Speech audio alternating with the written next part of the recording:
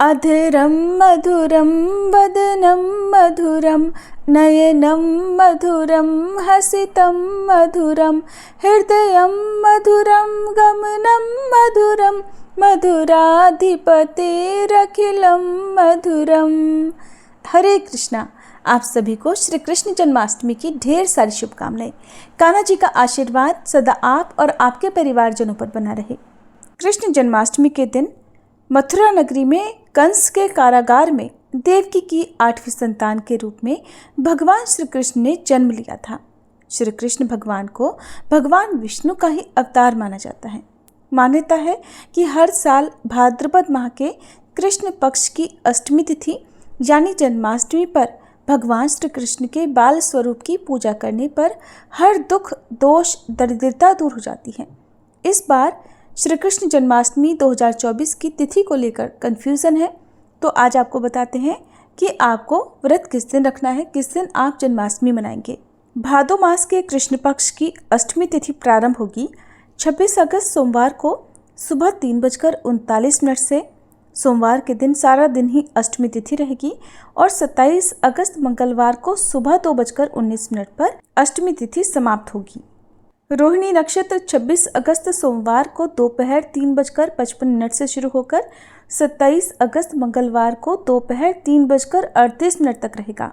ऐसे में इस बार जन्माष्टमी का पर्व 26 अगस्त सोमवार के दिन मनाया जाएगा। जन्माष्टमी के अगले दिन दही हांडी का आयोजन किया जाता है, जिसमें दही से भरी मटकी तोड़ी जाती है।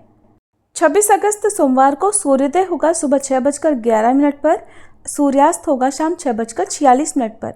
ब्रह्म मुहूर्त सुबह 4:34 से 5:22 तक रहेगा। अभिजीत मुहूर्त दोपहर 12:03 से 12:53 तक रहेगा। अमृत काल दोपहर 1:36 से 3:09 तक रहेगा। राहु काल, जो कि अशुभ मुहूर्त माना जाता है, सुबह 7:30 से 9 बजे तक रहेगा। अब जानते हैं कि जन्माष्टमी की पूजा का शुभ मुहूर्त क्या रहेगा।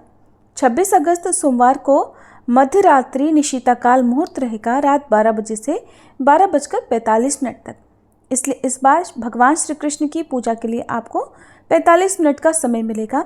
इस समय में आप भगवान श्री कृष्ण का जन्मोत्सव मना सकते हैं। कान्हा जी का जन्म कराकर कान्हा जी को स्नान कराकर उन्हें नए वस्त्र अर्पित किए जाते हैं। नए वस्त्र के अलावा उनका श्रृंगार किया जाता है। भगवान को फलों का भोग लगाया जाता है और इस दिन 56 भोग भी मध्यरात्रि में जन्मोत्सव के बाद लगा सकते हैं। व्रत का पारणा अगले दिन किया जाता है, तो 27 अगस्त मंगलवार को सुबह 6:11 से 11 बजे के बीच में आप जन्माष्टमी व्रत का पारणा कर सकते हैं।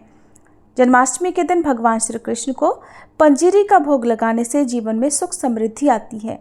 इस दिन भगवान श्री कृष्ण को विशेष रूप से धनिया की पंजीरी का भोग लगाया जाता है। जन्माष्टमी के दिन सुबह जल्दी उठकर स्नान आदि से निवृत्त होने के बाद सभी देवी देवताओं को प्रणाम करके व्रत का संकल्प लिया जाता है।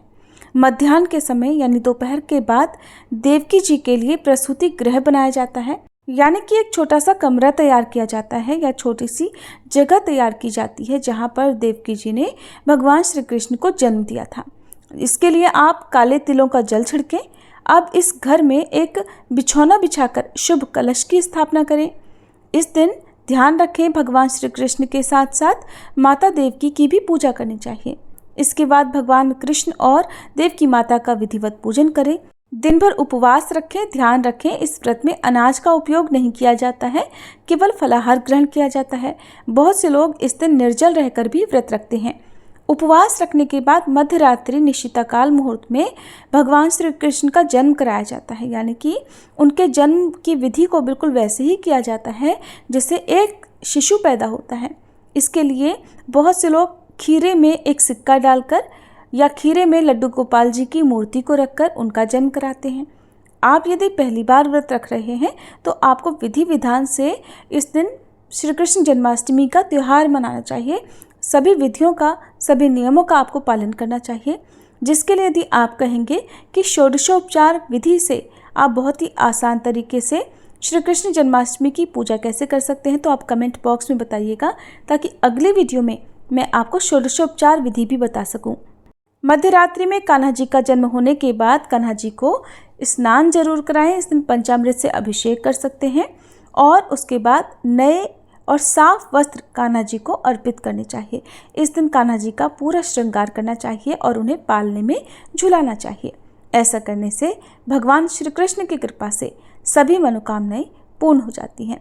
भगवान श्री कृष्ण के जन्मोत्सव के बाद भगवान को दूध का, मिश्री का, माखन का भोग लगाया जाता है, जिसे प्रसाद रूप में सभी लोगों में बांटा जाता है।